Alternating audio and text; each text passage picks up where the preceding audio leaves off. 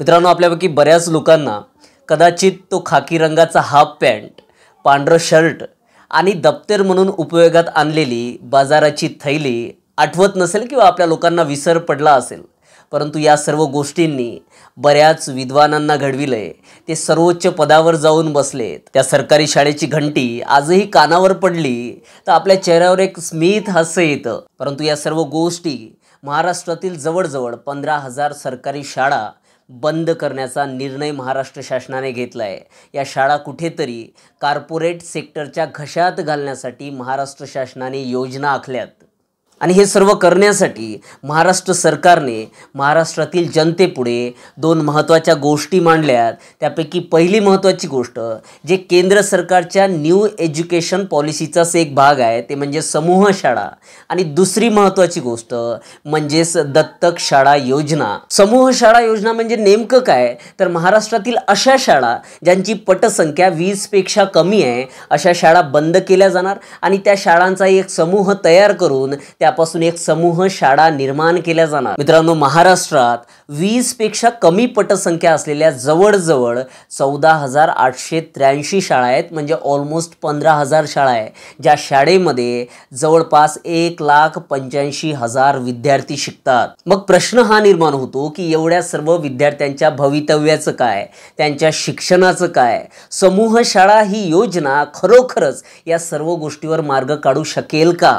आणि सर्वात मोठा प्रश्न म्हणजेच महाराष्ट्रातील सरकारी शाळांवर ही वेळ का आली? का आज धनिष्ठ लोकांना महाराष्ट्रातील सरकारी शाळा दत्तक देण्याची वेळ आली? या आणि याच्याशी निगडीत असलेल्या अनेक प्रश्नांवर आपण या व्हिडिओमध्ये चर्चा करू, सविस्तर बोलू. तत्पूर्वी आपल्या चॅनलला सबस्क्राईब केलं नसेल तर सबस्क्राईब करून घ्या. व्हिडिओ कसे वाटतात कमेंटमध्ये नक्कीच कळवा. योग्य वाटत असेल तर लाईक आणि शेअर करायला विसरू नका. 4 ऑगस्ट 2009 मध्ये संपूर्ण भारतात शिक्षण हक्क कायदा करण्यात आला आणि भारतीय राज्यघटनेच्या कलम 21 नुसार तो संपूर्ण भारतात लागू सुद्धा करण्यात आला, जो 6 ते 14 वर्ष वयाच्या बालकांना मोफत आणि सक्तीचे शिक्षण घेण्याचा अधिकार प्रस्थापित करतो. हाच कायदा म्हणतो की इयत्ता 4थी पर्यंतच्या विद्यार्थ्यांना त्यांच्या घरापासून 1 किलोमीटरच्या आत आणि इयत्ता 5वी ते 8वी पर्यंतच्या विद्यार्थ्यांना त्यांच्या घरापासून 3 किलोमीटरच्या आत शाळा उपलब्ध करून देणे हे सरकारचं कर्तव्य आहे. आणि येथे जर आपण महाराष्ट्र सरकारच्या समूह शाळा योजनेचा विचार केला तर समूह शाळा योजना म्हणते की 20 किलोमीटर परिसरामधील 20पेक्षा कमी पटसंख्या असणाऱ्या शाळांना एकत्र करून त्या 20 किलोमीटरच्या परिसरात एकच शाळा उभारण्यात येईल. म्हणजेच खऱ्या अर्थाने येथे व्यक्तीच्या किंवा मुलांच्या शिक्षण हक्क कायद्याचं उल्लंघन होईल. तो कायदा पूर्णपणे पायाखाली तुडवण्यात येईल. वंचित, गरीब आणि आदिवासी मुलांना शिक्षण घेता यावे या उद्देशाने पूर्वीच्या सरकारने, प्रशासनाने खेड्यापाड्यात, वाडी वस्तींवर या सरकारी शाळा सुरू केल्या. आणि आता समूह शाळा योजनेनुसार 20 किलोमीटर परिसरातील सर्व सरकारी शाळा बंद केल्या जातील आणि तेथे एकच शाळा उभारण्यात येईल. आणि इथे सर्वात महत्त्वपूर्ण प्रश्न निर्माण होईल की ह्या शाळा शिक्षण हक्क कायद्यानुसार मुलांच्या घरापासून 1 किलोमीटर किंवा 3 किलोमीटर अंतरावर असतील का? तर मुळातच नाही. निर्माण केल्या जाणाऱ्या या समूह शाळा मुलांच्या घरापासून आणखी दूर होतील हे मात्र नक्कीच. आणि यामुळे गोर, गरीब, आदिवासी, वंचित मुलांचं शिक्षण थांबण्याचा सर्वात महत्त्वपूर्ण धोका निर्माण होईल. काही वेळासाठी आपण हाही विचार करू की 20 किलोमीटर दूर असलेल्या शाळेत विद्यार्थी जातीलही, कारण त्यांची मजबुरी आहे.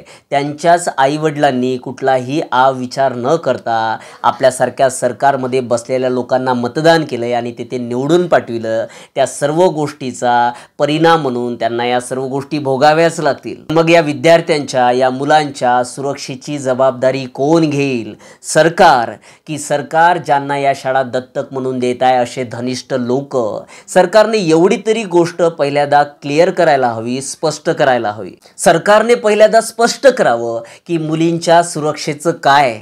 मित्रांनो, आजही महाराष्ट्रातील असे काही दुर्गम भाग आहे जेथील पालक शाळा जवळ असताना सुद्धा त्यांच्या मुलींना शाळेत पाठवायला घाबरतात, कारण समाजात तशा प्रकारची अराजकता पसरलेली आहे. आणि जर समूह शाळेनुसार तीच शाळा दूर जात असेल तर तेच पालक त्यांच्या मुलींना शाळेत मुळातच पाठवणार नाहीत. म्हणजे येथे कुठेतरी स्त्री पुरुष समानतेवर गदा येईल आणि स्त्रियांचे अधिकार हिसकावल्या जातील आणि स्त्रियांना शिक्षणापासून वंचित केल्या जाईल. महाराष्ट्राचे माजी मुख्यमंत्री आणि विद्यमान उपमुख्यमंत्री देवेंद्र फडणवीस साहेब, आपण सुद्धा एका मुलीचे वडील आहात. जर आपल्याला कुणी म्हटलं की आपल्या मुलीला रोज 20 किलोमीटर दूर असलेल्या शाळेत पाठवा, तर आपण सुद्धा थोड्या वेळासाठी विचारच कराल. काही वेळासाठी आपण हाही विचार करू की देवेंद्र फडणवीस साहेब, आपण आपल्या मुलीला 20 किलोमीटर दूर असलेल्या शाळेत पाठवालही, कारण आपण शहरात राहता,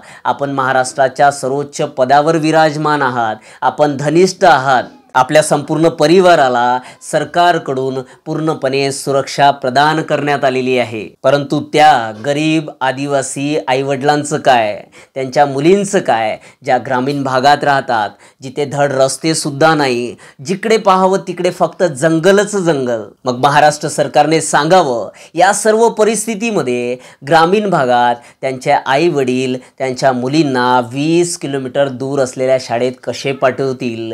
त्यांच्या सुरक्षेचा प्रश्न त्यांना पूर्णपणे खाऊन टाकेल. महाराष्ट्राचे मुख्यमंत्री एकनाथ शिंदे साहेब, आपण विसरले असाल ठाण्यातील 23 नंबरची महानगरपालिकेची शाळा, जेथे आपलं प्राथमिक शिक्षण झालंय. परंतु आपण कसं लक्ष ठेवाल, कारण आपण सर्वोच्च पदावर जाऊन बसलेत, धनिष्ठ झालेत, खूप मोठे व्यक्ती झालेत. परंतु मुले कितीही शिकली, कितीही मोठी झाली, कितीही मोठ्या पदावर जाऊन बसली, तर ते आपल्या आईला तर नाही विसरत ना. आणि हीच आपल्या महाराष्ट्राची संस्कृती आहे. आणि आईप्रमाणे ज्या सरकारी शाळेने आपल्याला लहानपणी घडविलंय, ज्या सरकारी शाळेने आपल्यामध्ये संस्कार रुजविलेत, ते शाळा आता तुम्ही बंद करणार, ती शाळा विसरणार, ती शाळा धनिष्ठ लोकांना दत्तक म्हणून देणार, तिची निलामी करणार. अहो, जनाची नाही तर थोडी मनाची तर ठेवा.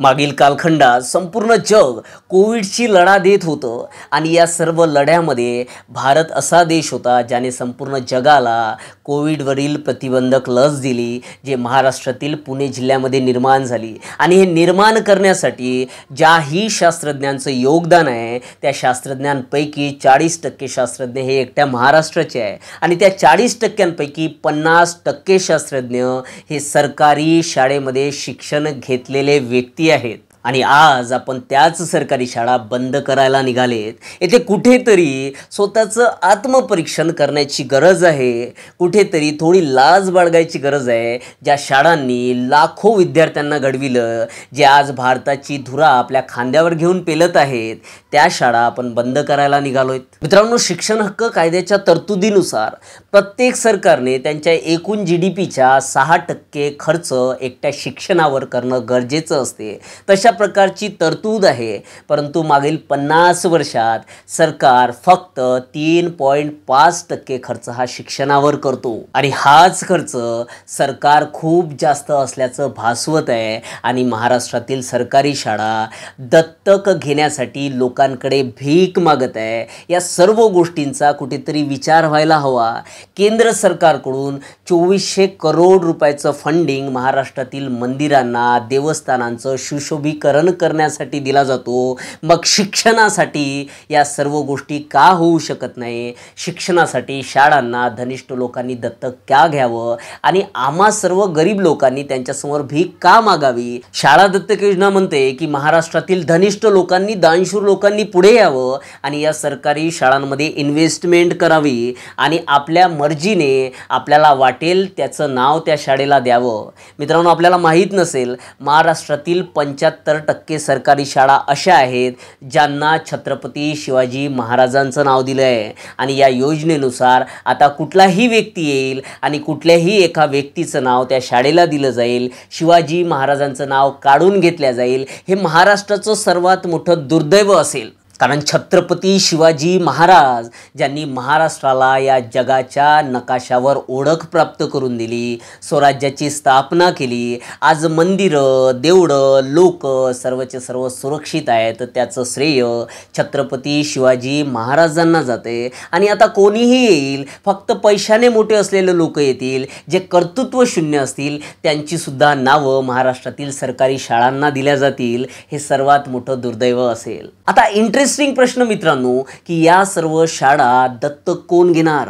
आपल्याला माहीत नसेल, परंतु महाराष्ट्रातील 75% शाळा या राजकारणी लोकांच्याच आहेत, ज्यांना आपण निवडून देतो आणि हेच लोक नंतर मग आपल्या डोक्यावर येऊन नाचतात. आणि राहिलेल्या 25% शाळा या अशा लोकांच्या ज्यांनी या क्षेत्राला धंदा बनवून टाकलंय. आता हे सर्व लोक सरकारी शाळासुद्धा दत्तक घेतील, स्वतःच्या नावावर करतील आणि खऱ्या अर्थाने येथूनच गरीब आणि श्रीमंतामध्ये दरी निर्माण होईल.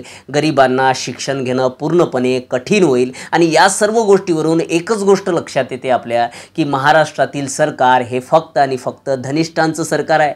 धनिष्ठांच्या घशात कशा पद्धतीने महाराष्ट्राची संपत्ती घालता येईल, कशा पद्धतीने महाराष्ट्रातील धनिष्ठांना आणखी धनिष्ठ करता येईल, या सर्व गोष्टीचाच पाठपुरावा महाराष्ट्र सरकार पूर्वीपासून करत आलंय. या सर्व गोष्टीवरून एवढं मात्र नक्कीच, की महाराष्ट्र सरकार महाराष्ट्रातील सरकारी शाळा ज्यांनी लाखो लोकांना घडविलंय त्या गिळायच्या मागं लागलंय. आणि अशा प्रकारचा हा काही पहिला प्रयत्न नाही, तर 2017 मध्ये महाराष्ट्रात जेव्हा शिवसेना भाजपा युती सरकार होतं, तेव्हा सुद्धा महाराष्ट्रातील 0 ते 20 पटावर संख्या असलेल्या जवळपास 1314 शाळा बंद करण्याचा निर्णय महाराष्ट्र सरकारने घेतला होता. परंतु सर्वीकडून असलेला विरोध पाहून, मोठ्या प्रमाणात लोकांचा विरोध पाहून त्यांनी हा निर्णय मागे घेतला होता. आणि आज तो निर्णय पुन्हा त्यांनी मोठ्या संख्येने पुढे आणलाय.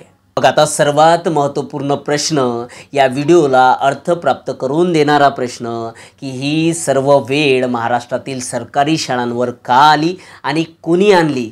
नियमाप्रमाणे GDPच्या 6% खर्च जर शिक्षणावर केला जात नाही, तर मग सरकार या शाळांसाठी धनिष्ठांकडे भीक का मागत आहे?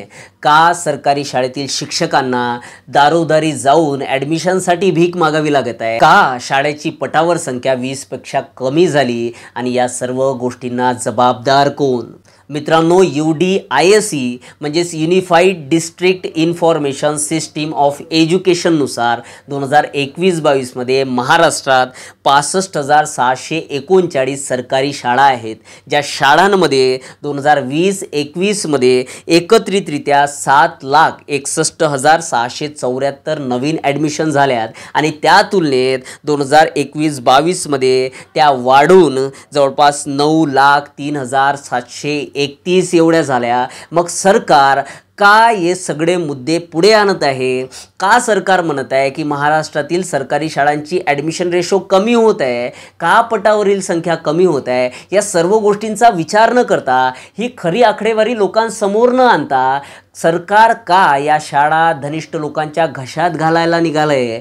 का सरकारी शाळा बंद करायला निघालंय? यावर काही उपाययोजना निघू शकत नाहीत का? तर मुळातच निघू शकतात, परंतु सरकारची मुळातच इच्छा नाही या सर्व गोष्टींवर नैतिकरित्या मार्ग काढण्याची. शिक्षण हक्क कायद्यातील तरतूद म्हणते की प्रत्येक 30 विद्यार्थ्यांमागे एक शिक्षक असावा. परंतु महाराष्ट्रातील फक्त प्राथमिक शाळेत म्हणजेच इयत्ता 1ली ते 5वीच्या शाळेमध्ये जवळपास 8,261 शिक्षकांची पदे खाली आहेत. आणि सर्वात महत्त्वपूर्ण बाब म्हणजे महाराष्ट्राचे मुख्यमंत्री एकनाथ शिंदे यांचा ठाणे जिल्ह्यात, जिथे सर्वात जास्त आदिवासी लोक आहेत, जिथे सर्वात जास्त मागास लोक आहे, या जिल्ह्यामध्येच सर्वात जास्त प्राथमिक शाळेत वॅकन्सीज आहेत. तिथे सर्वात जास्त शिक्षकांची गरज आहे. या तरी गोष्टीची माननीय एकनाथ शिंदे यांना थोडी वाटावी. आणि ही सर्व शिक्षकांची पदे भरण्याऐवजी महाराष्ट्रातील 4,500 शाळांवर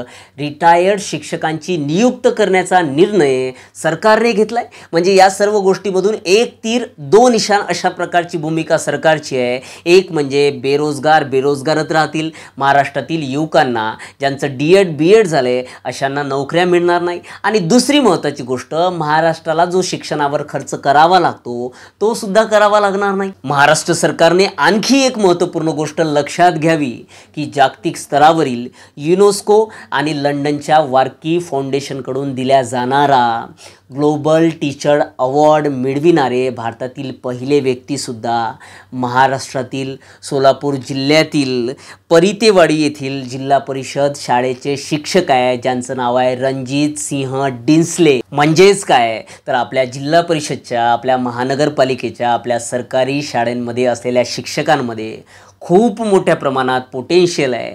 ते या जगाचे आधारस्तंभ घडवू शकतात, परंतु सरकारला ते पोटेन्शियल बाहेर येऊ द्यायचं नाही आहे। सरकारला सरकारी शाळा भरभराटीस येऊ द्यायच्या नाही आहे। मित्रांनो, भारतातील विद्यार्थ्यांचं दुर्दैव, भारतातील 5 लाख शाळा अशा आहेत जिथे टॅप वॉटर फॅसिलिटी नाही। एवढंच नाही तर भारतात 17,989 शाळा आहेत जिथे मुळात पिण्याच्या पाण्याची सोयच नाही। आणि आज सरकार बोंबलत आहे की भारतातील शाळांमध्ये, महाराष्ट्रातील शाळांमध्ये पटसंख्या कमी होत चालली। 2018 मध्ये महाराष्ट्र विधानसभेचे सदस्य आमदार शशिकांत शिंदे यांनी विधानसभेत अशी माहिती दिली की महाराष्ट्रातील 13,844 शाळा अशा आहेत जेथे वीजच नाही। एवढंच नाही तर महाराष्ट्रातील सरकारी शाळांमध्ये मध्यान्ह भोजन योजनेनुसार मिळणाऱ्या खिचडीमध्ये पाला आढळतात। महाराष्ट्रातीलच नांदेड जिल्ह्यातील गारगावान येथील झेडपी शाळेमध्ये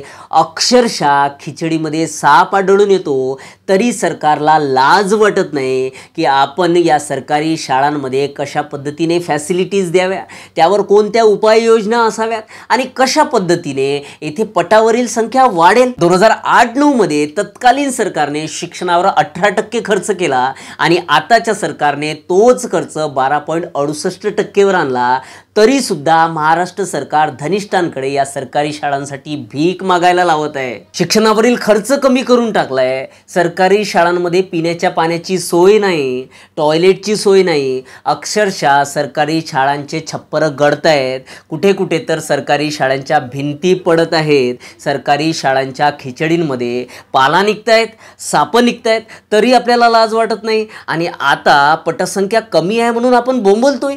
ही पटसंख्या कमी नाही तर सरकार हेतुपुरस्पर ही पटसंख्या कमी करत आहे, कारण सरकारला सरकारी शाळा बंद करायच्या आहेत। आणि सरकारी शाळांमध्ये अशा प्रकारची व्यवस्था असेल, अशा प्रकारच्या निकृष्ट दर्जाच्या सोयी सुविधा असतील तर महाराष्ट्रातील कुठलाच पालक त्याच्या मुलाला किंवा मुलीला सरकारी शाळेत पाठविणार नाही, एवढं मात्र निश्चित।